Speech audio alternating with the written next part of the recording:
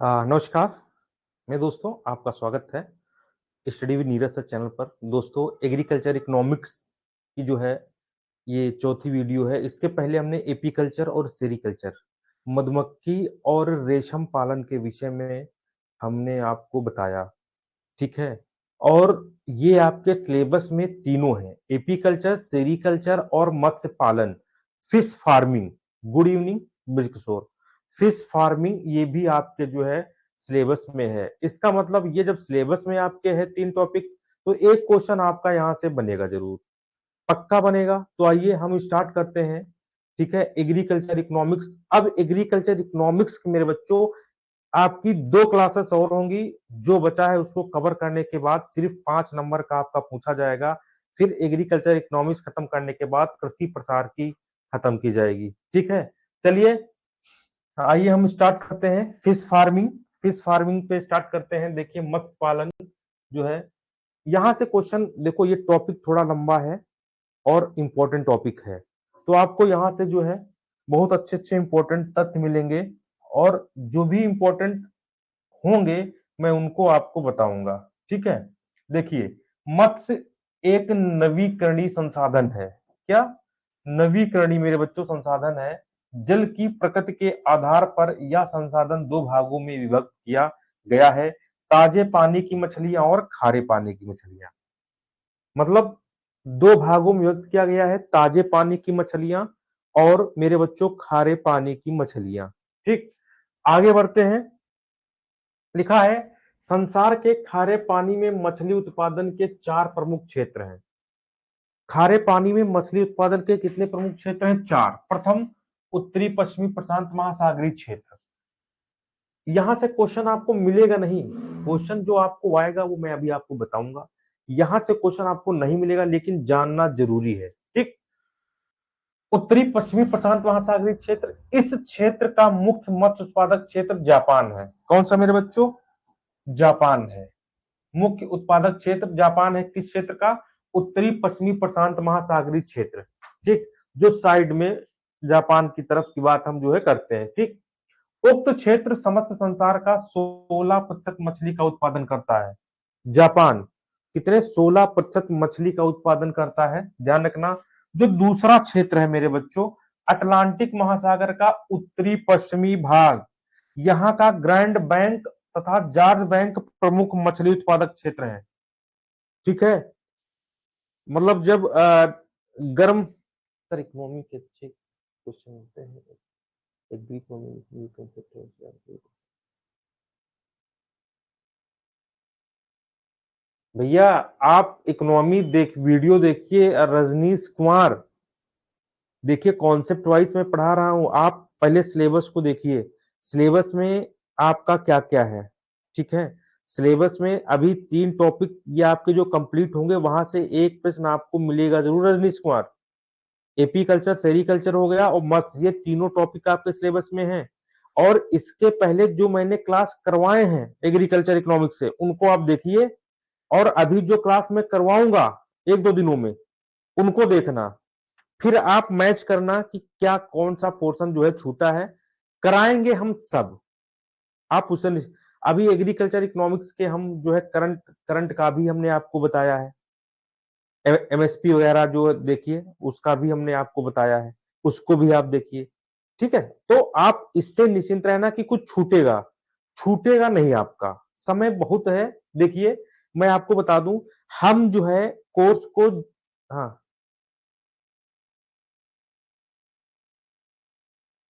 Syllabus का आयोग ने डिफाइन नहीं किया है रजनीश जी। क्यों नहीं किया है?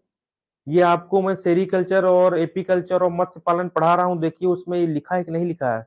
आप पहले सिलेबस को देखिए, ठीक है, तब बात करिए। सिलेबस को हाँ, और कुछ आप पर्सनली हमसे अगर बात करना चाहते हैं तो आप फोन पे बात कर सकते हैं। जैसा कुछ आप एडवाइस देंगे, वो एडवाइस आपको सलाखों पर रखी जाएगी।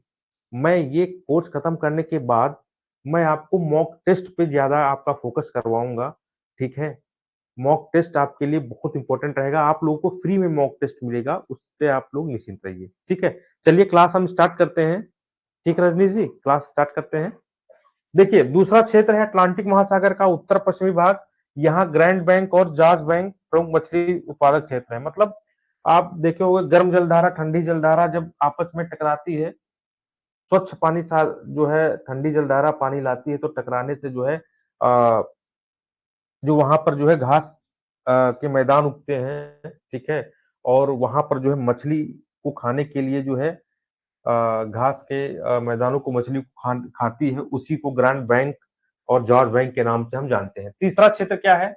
अटलांटिक महासागर का उत्तरी पूर्वी भाग, जिसका विस्तार अटलांटिक वृत्त के उत्तर से यूरोपीय तट के साथ साथ दक्षिण में भूमध्य सागरीय सीमा तक है।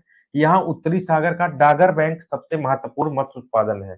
कौन सा? डागर बैंक। ये कुछ जो है इंपॉर्टेंट जो शब्द हैं, इन लोगों को आप जरूर जो है ध्यान रखना।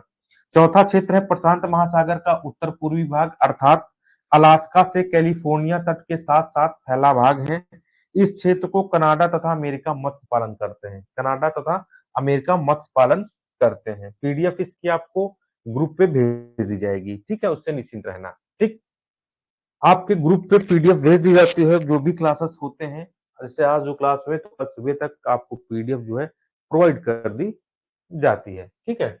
देखिए, समुद्री सतह पर पाई जाने वाली मछलियां बेला पर्वतीय मछलियां कहलाती हैं। समुद्री सतह पर पाई जाने वाली मछलियां मेरे बच्चों बेला पर्वतीय मछलियां कहलाती हैं, जिनमें ट्यूना, सामन, पिलकार्ड, सार्डाइन, मैकरेल तथा हेरिंग प्रमुख हैं। ये कुछ मछलियों के जो प्रजातियां हैं मछलियों की। पीडीएफ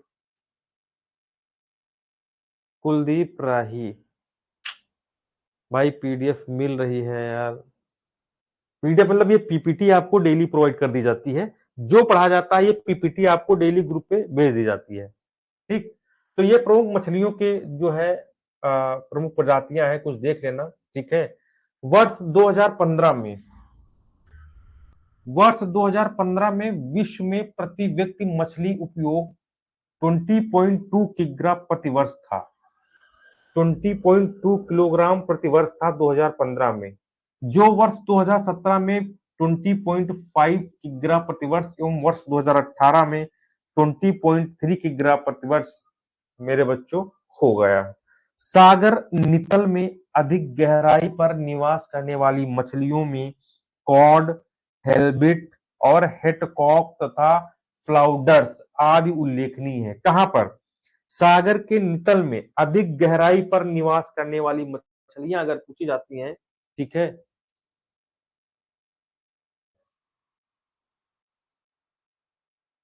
ठीक है, तो कॉड, हेल्बिट, हेडकॉक तथा फ्लाउडर्स ये आदि उल्लेखनीय है, ठीक।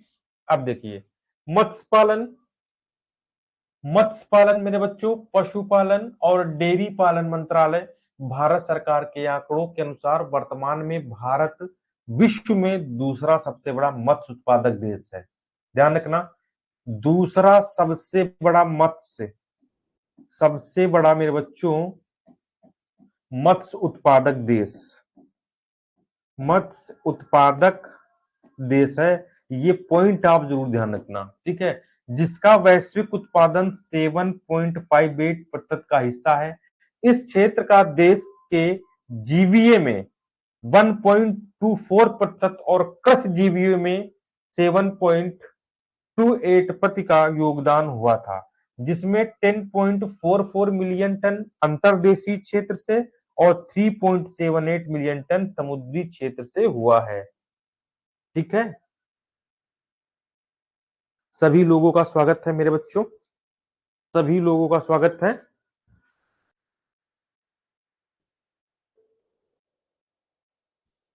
सभी लोगों का स्वागत है। चलिए आगे बढ़ते हैं। नेक्स्ट, ज्ञातव्य है कि भारत जलीय कृषि से मछली उत्पादन करने वाला दूसरा सबसे बड़ा देश है। जलीय कृषि से दूसरा सबसे बड़ा देश है भारत, जो मछली उत्पादन करता है। पहला कौन सा है? चाइना। पहला कौन सा मेरे बच्चों? चाइना। ध्यातव्य है कि रोजगार की दृष्टि से यह क्षेत्र देश में 28 मिलियन से अधिक लोगों को आजीविका प्रदान कर रहा है। मछली फिश फार्मिंग में जो है रोजगार की दृष्टि से अगर हम देखें तो यह क्षेत्र देश में 28 मिलियन से अधिक लोगों को रोजगार दे रहा है। ध्यान रखना। वर्ष 2019-20 में देखिए, वर्ष 2019-20 में समुद्री मत्स्य की क्षमता में 70% की वृद्धि, जबकि अंतर्देशीय मत्स्य की क्षमता में 61% की वृद्धि पाई गई। ठीक है। वर्ष 2019-20 के दौरान इस क्षेत्र से निर्यात आय इतने करोड़ रुपए थी। मतलब बाहर भेजने से, जो मछलियों को बाहर भेजने से जो इनकम हुई थी मेरे बच्चों 2019-20 में, ये इतनी थी 46,662.85 करोड़ रुपया। SOFIA 2020 state of fisheries and aquaculture in the world के आंकड़ों में भारत को वैश्विक मत्स्य उत्पादन में तीसरे स्थान पर, देखिए भारत को वैश्विक मतलब विश्व स्तर पर मछली उत्पादन में तीसरे स्थान पर, जबकि प्रथम और दूसरे स्थान पर चाइना और इंडोनेशिया को रखा गया है। ठीक है। पहले स्थान पर मेरे बच्चों चाइना और दूसरे स्थान पर किसको रखा गया है? इंडोनेशिया को रखा गया है दूसरे स्थान पर। ठीक। और तीसरे स्थान पर भारत को। सोफिया 2020 की रिपोर्ट के अनुसार हम बात कर रहे हैं। ठीक। वही भारतीय स्रोत में भारत मछली उत्पादन में विश्व में दूसरा स्थान है। अगर भारतीय स्तर पर हम बात करें तो मछली उत्पादन में भारत का दूसरा स्थान है, और एक संस्था है सोफिया, इसके अनुसार तीसरे स्थान पर भारत मछली उत्पादन में है। ठीक। आगे बढ़ते हैं। लिखा है वर्ष 2019-20 में समुद्री मत्स्य की क्षमता 70%। चलिए आगे बढ़ते हैं। देखिए पिछले एक दशक में जहां विश्व में मछली एवं मत्स्य उत्पादकों के निर्यात की औसत आर्थिक विकास दर 5.3% रही, वहीं भारत मत्स्य एवं मत्स्य उत्पादों एवं निर्यात में 12.4% की औसत वार्षिक निकाय दर के साथ विश्व में प्रथम स्थान पर रहा। ठीक। चीजें एक बार जब आप इसकी जो है पीपीटी आप प्राप्त करेंगे तो इसको एक बार पढ़ जरूर लेना। एक बार आप पढ़ जरूर लेना इत्मीनान से। Good Ajay Kumar, good evening. ठीक। अब देखो लिखा है शीर्ष 5 मत्स्य निर्यातक देश, मतलब किन देशों से मछली का निर्यात सबसे ज्यादा किया जाता है, वो 5 देश कौन कौन से हैं। पहले नंबर पे देखिए कौन है? चीन है। पहले नंबर पे कौन है मेरे बच्चों? चीन है। ठीक। दूसरे नंबर पे नॉर्वे है। तीसरे नंबर पर वियतनाम है। चौथे नंबर पर चिली है। और 5वें नंबर पर आपका यूएसए है।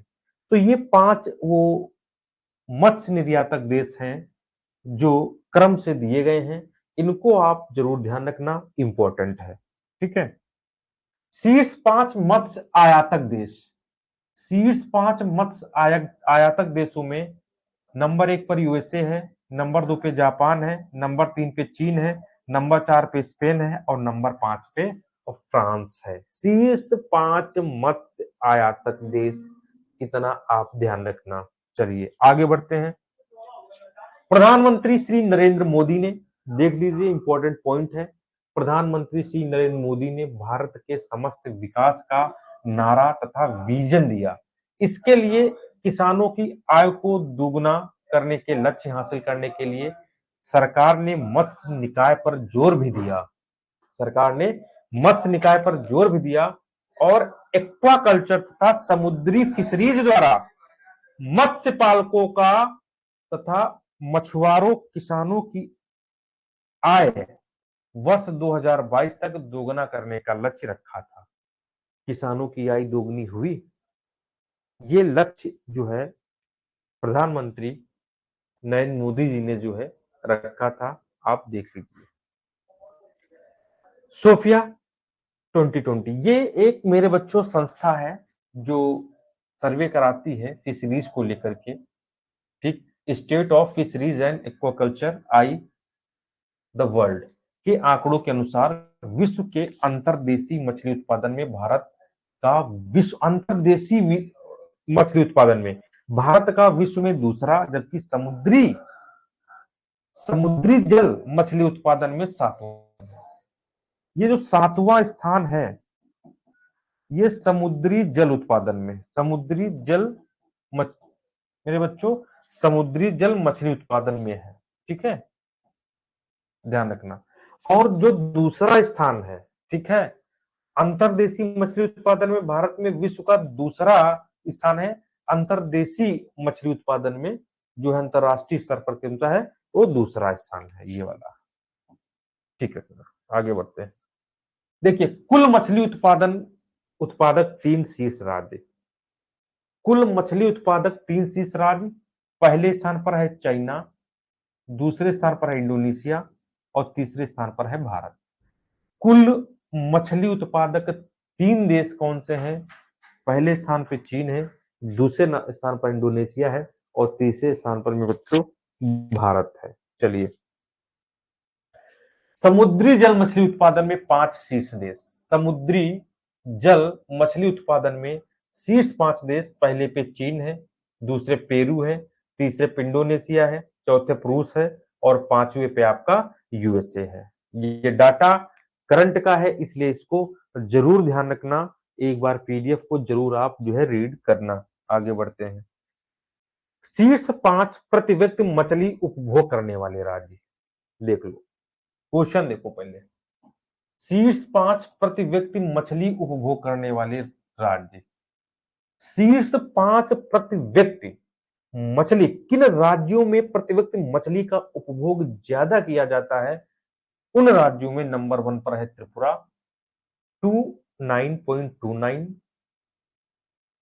किलोग्राम प्रति वर्ष, केरल 19.41, मणिपुर 14.1, ओडिशा 13.79। चलिए, समुद्री मछली उत्पादक शीर्ष 4 राज्य, समुद्री मछली उत्पादक शीर्ष 4 राज्य कौन से हैं? गुजरात, तमिलनाडु, आंध्र प्रदेश और केरल। ये सारे मेरे बच्चों लगभग लगभग तटवर्ती इलाके हैं। सबसे लंबी सीमा गुजरात की है।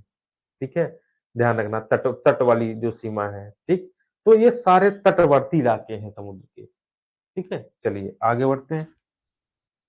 अंतर्देशीय मछली उत्पादक शीर्ष 4 राज्य।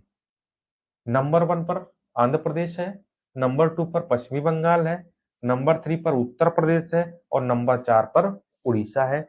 ये शीर्ष 5 जो शीर्ष 4 राज्य हैं, ध्यान रखना, जो अंतर्देशीय मछली उत्पादक के लिए प्रसिद्ध है। ठीक, आगे बढ़ते हैं। कुल मछली उत्पादक शीर्ष 5 राज्य। अब कुल मछली उत्पादन में जो है शीर्ष 5 राज्यों में कौन कौन से हैं, उनको हम देखते हैं। तो जो प्रथम मछली उत्पादक जो नंबर 1 पे राज्य है, वो आंध्र प्रदेश है, पश्चिमी बंगाल नंबर 2 पे है, नंबर 3 पे गुजरात है मेरे बच्चों, और नंबर 4 पे उड़ीसा है और नंबर 5 पे आपका तमिलनाडु है। नंबर 5 पे क्या है आपका? तमिलनाडु है। ठीक, आगे बढ़ते हैं। देश के 6 प्रमुख मत्स्य पोताश्रय, देश के 6 प्रमुख मत्स्य पोताश्रय हैं कोच्चि, चेन्नई, विशाखापट्टनम, रायचौक, पारादीप और सीजनडॉक। इसके अतिरिक्त अनेक लघु पोताश्रय हैं।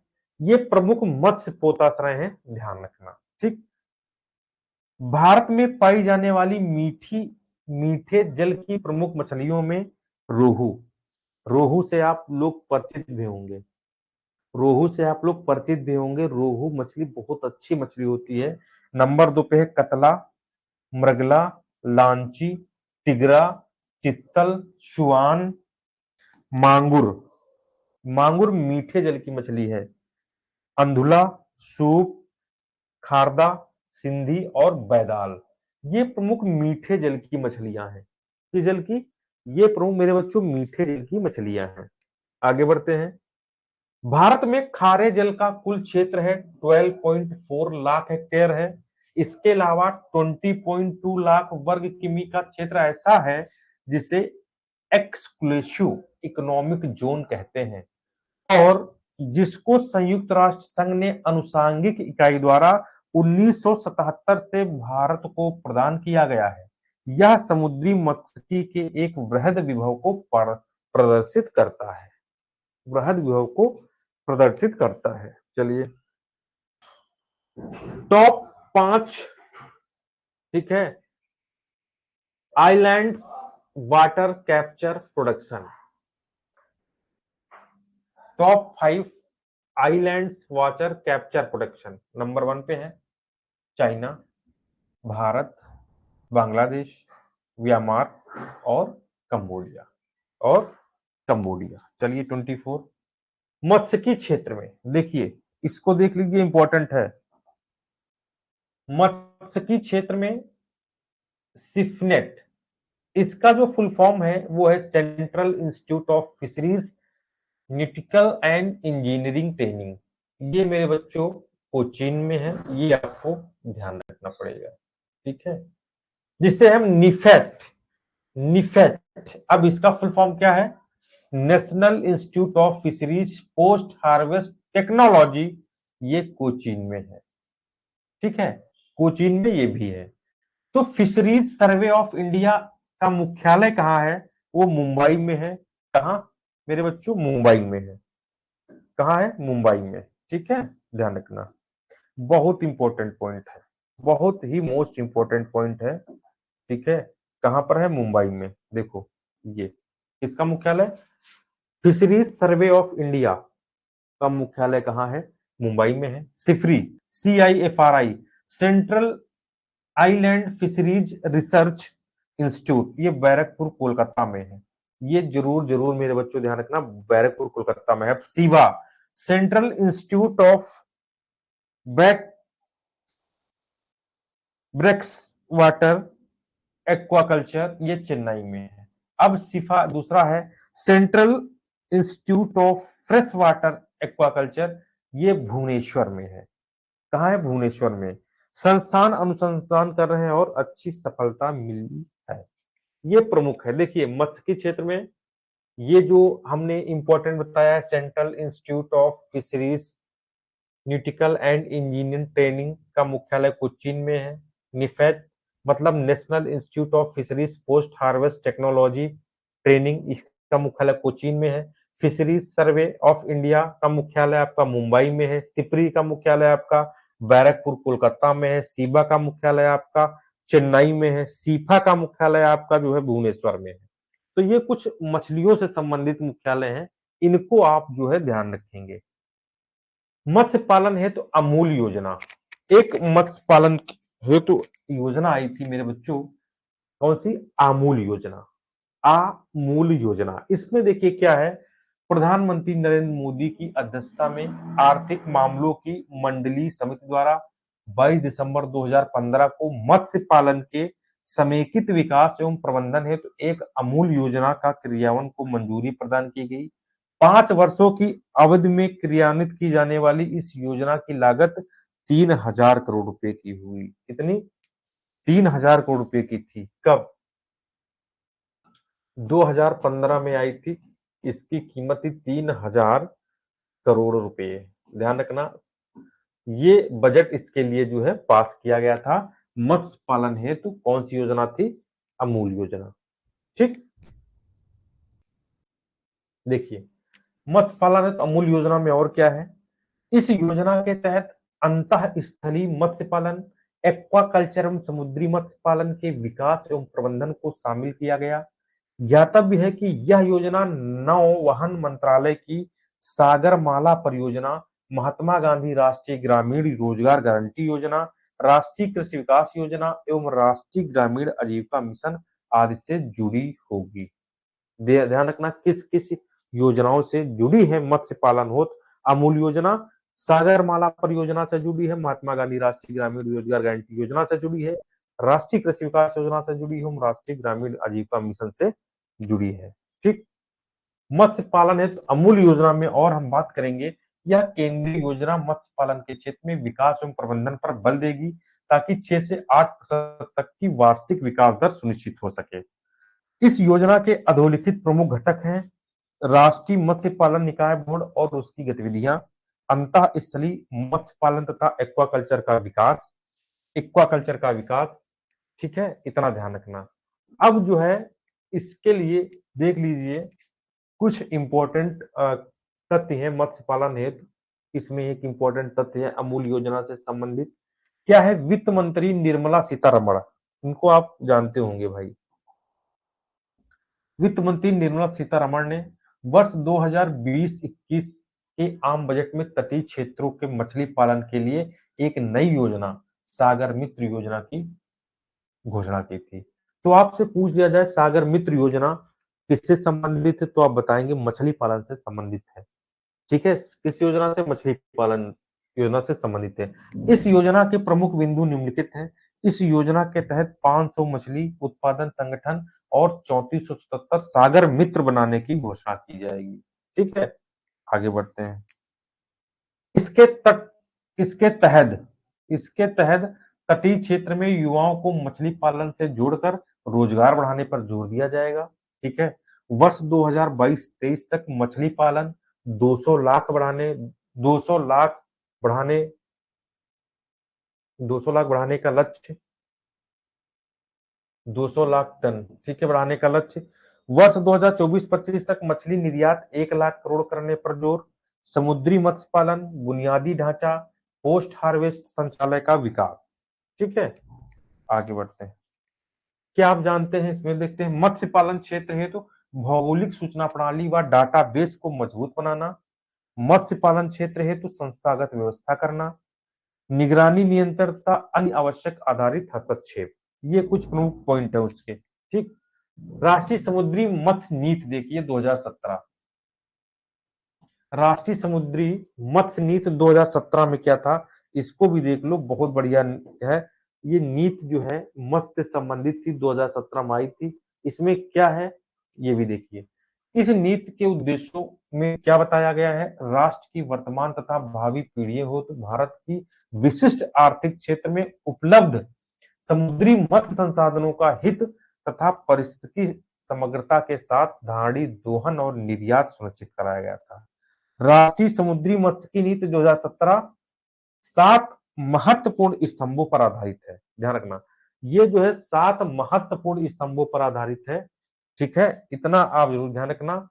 ये जो 7 महत्वपूर्ण स्तंभ है राष्ट्रीय समुद्री मत्स्य नीति 2017 के, वो पहला है धारणी विकास, दूसरा मेरे बच्चों पहला है धारणी विकास, दूसरा है मछुआरों का सामाजिक आर्थिक उत्थान, फिर भागीदारी है, सहायता का सिद्धांत है, पीढ़ीगत समानांतर सहभागिता है, लैंगिक न्याय और व्यापक दृष्टिकोण।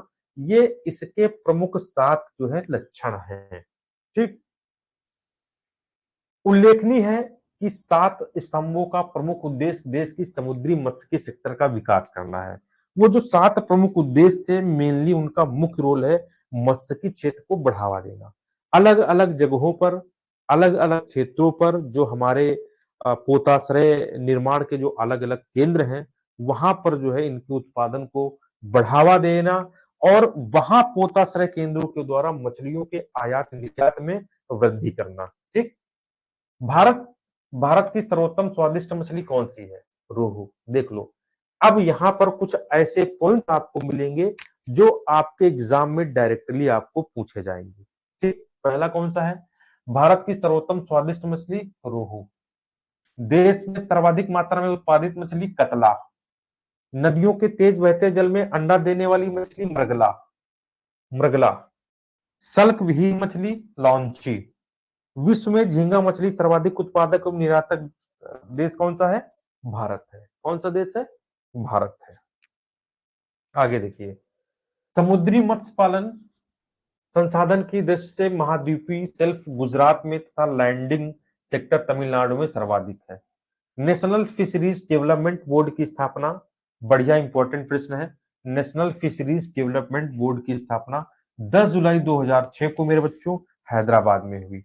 पूछा जाता है मत्स्य पालन हेतु चयनित तालाब में वर्ष भर कम से कम 1 से 2 मिली पानी भरा 1 से 2 मीटर पानी भरा जरूर रहना चाहिए। इतना आप ध्यान रखना। अच्छा, आगे तालाब की मिट्टी का पीएच 6.5 से 7.8, नाइट्रेट्स 500 मिलीग्राम, फास्फोरस 60 मिलीग्राम, मृदा तथा 1.0 प्रति कार्बनिक पदार्थ उपयुक्त होता है। ज्ञातव्य है कि चिकनी मिट्टी वाली भूमि के तालाब में मत्स्य पालन सर्वथा उपयुक्त होता है। जो चिकनी मिट्टी होती है वहां पर मत्स्य पालन जो है काफी ज्यादा फायदेमंद होता है। वहां पर मत्स्य पालन काफी ज्यादा जो है असरदार होता है, ध्यान रखना। ठीक है। वैज्ञानिक विधि से मत्स्य पालन करने पर 4000 किलोग्राम प्रति हेक्टेयर तक मछली प्राप्त की जाती है। प्रधानमंत्री मत्स्य संपदा योजना एक आई थी। कौन सी योजना? प्रधानमंत्री मत्स्य संपदा योजना आई थी। ये भी मछली से ही संबंधित थी। कुल मिला के मैं आपको ये बता दूं, ठीक है, इस योजना के द्वारा भी जो है भारत सरकार से कई करोड़ रुपए आवंटित किए गए हैं। ठीक है। और निवेश किया जाएगा मछली उत्पादन में। वो चाहे आपका राष्ट्रीय स्तर पर हो, चाहे अंतर्देशीय मत्स्य पालन पर हो, चाहे जलीय कृषि के स्तर पर हो। कुल मिला के इसका उद्देश्य एक प्रकार से मछली क्षेत्र को बढ़ावा देना ही था। ठीक। देखिए, 10 सितंबर 2020 को प्रधानमंत्री नरेंद्र मोदी ने डिजिटल माध्यम से प्रधानमंत्री मत्स्य योजना का शुभारंभ किया। इस योजना की आत्मनिर्भरता भारत पैकेज के तहत 2020-2021 में वित्त वर्ष 2024-2025 तक 5 वर्षों तक अवधि के दौरान सभी राज्यों, केंद्र शासित प्रदेशों में कार्यान्वित करने की योजना है। मतलब वही है, मतलब सभी राज्यों में इसको लागू करना, सभी केंद्र शासित प्रदेशों में लागू करना, जिससे हमारा मछली उत्पादन में वृद्धि हो सके। इस योजना का अनुमानित राशि देखिए 20,500 करोड़ रुपए है।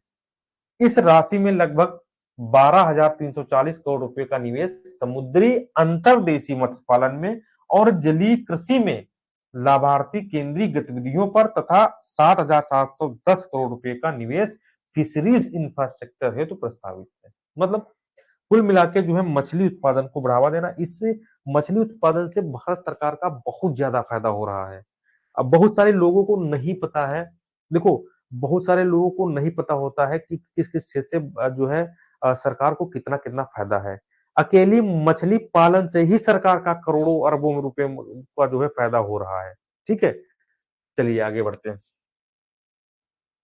इस योजना का उद्देश्य मुख्य क्या था? 2024-25 तक मछली उत्पादन बढ़ाकर 70 लाख टन तक करना, मछली निर्यात से आय को 1 लाख करोड़ रुपए तक लाना, मत्स्य किसानों की आय दोगुनी करना शामिल होना। इसके अतिरिक्त इसके उद्देश्यों में पैदावार के बाद नुकसान को 20 से 25% घटाकर 10% तक करना तथा मत्स्य क्षेत्र में सहायक गतिविधियों में 55 लाख प्रत्यक्ष और अप्रत्यक्ष रोजगार के अवसर पैदा करना। अभी हमने बताया था कि 20-23 मिलियन लोगों को जो है कृषि इसमें फिशरीज के क्षेत्र में रोजगार मिल रहा है।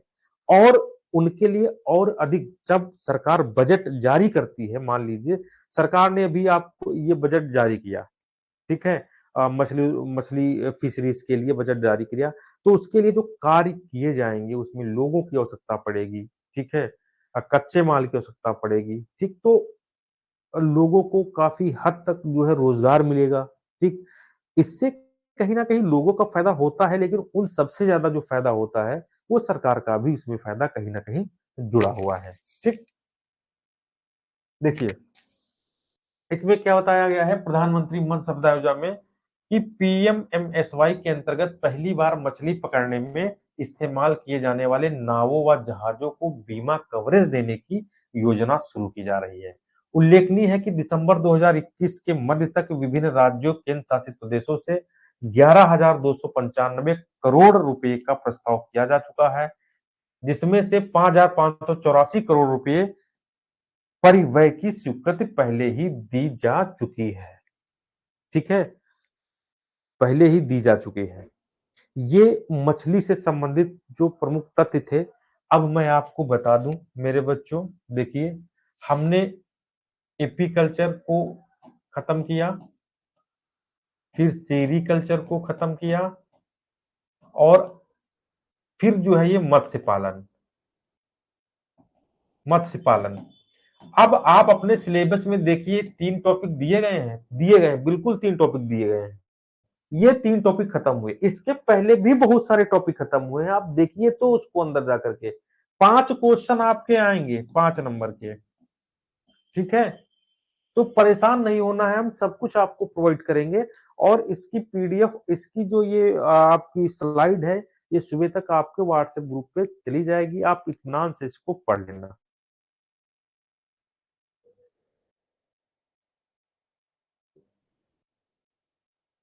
योगेश योगेश जी, पीडीएफ की बात समझे क्या हम कर रहे हैं। ये जो पीपीटी हम पढ़ा चुके हैं, ये पीपीटी जो हम पढ़ा चुके हैं, ये पीपीटी आपको ग्रुप पे भेज दी जाती है, वहां से आप पढ़ लेना। ऋषि मिश्रा जर्नल की कटाफ के विषय में थोड़ा हम इस पे चर्चा कर लें। बहुत से बच्चे जो, चलिए देखते हैं, थोड़ा बहुत चर्चा करते हैं। 1 मिनट देखिए। General, OBC, SC, ST, female. ठीक है? अब देखिए हम ये अनुमानित कटाव बता रहे हैं, अनुमानित। मतलब जो पिछले साल की अपेक्षा अगर हम बात करें ना, तो देखो पिछले साल और इस साल में जमीन आसमान। योगेश, आप ग्रुप पे, आप ये मेरा ग्रुप 7379823368, ये जो मेरा जो है व्हाट्सएप नंबर है, इस पे आप जो है हाई लिख के भेज दीजिए। मैं आपको जो है ग्रुप पे जो है ऐड कर दूंगा। ठीक है? देखिए, जो पिछले साल गई थी, पिछले साल भूल जाओ, बहुत कम गई थी, लोगों का सिलेक्शन हो चुका था। अब देखो पिछले साल 200 क्वेश्चन आए, अब 100 क्वेश्चन आएंगे। 100 में मैं वो मैं संख्या बताऊंगा जिसपे आप जो है थोड़ा अपने आप को सेफ समझेंगे। ठीक है? अपने आप को सेफ समझेंगे। तो जनरल मेरे बच्चों, कम से कम मेरे बच्चों 65 से 70 कम से कम होना चाहिए। कम से कम 65 से 70 जनरल में। ठीक है? ठीक। इसके बाद ओबीसी में सेम मेरे बच्चों 65 से 70। कहो ओबीसी की ज्यादा चले जाए जनरल से। ठीक है? एससी में अगर हम एससी की बात करें तो 55 से 60 की बात करते हैं। ठीक। एसटी की बात करें 50 से 55 की बात करते हैं। और फीमेल की बात करें 50। ये कुछ अनुमानित आंकड़े हैं, अनुमानित आंकड़े। आप इसको मान के चलिए, इसको लेके चलिए। इतने कम से कम, अगर इतने कम से कम आपके कम से कम सही होने चाहिए मेरे बच्चों। अगर कम से कम नहीं सही हुए तो आप सेफ जोन से निकल जाएंगे। ठीक है? और कोई क्वेश्चन? Any question please? कोई क्वेश्चन? सेशन बंद किया जाए?